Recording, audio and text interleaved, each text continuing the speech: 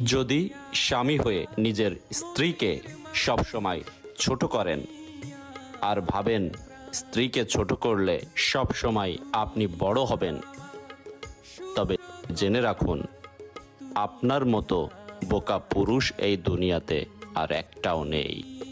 রাজপ্রাসাদ বানিয়ে যদি সেই রাজপ্রাসাদের শক্ত দরজায় না লাগান, তাহলে সেই রাজপ্রাসাদ আর কুঁড়ে ঘরের মধ্যে পার্থক্য কি আছে? ঠিক তেমনি ঘরের বউ মূল্যহীন হলে আপনারও মূল্য থাকে না।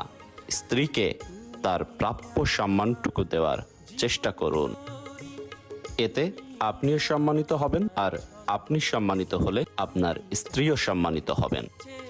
আসুন আলো ছড়ায়। যদি তোমার আমি চাঁদ বলি, ভুল হবে আমার, তুমি চাঁদের চেয়েও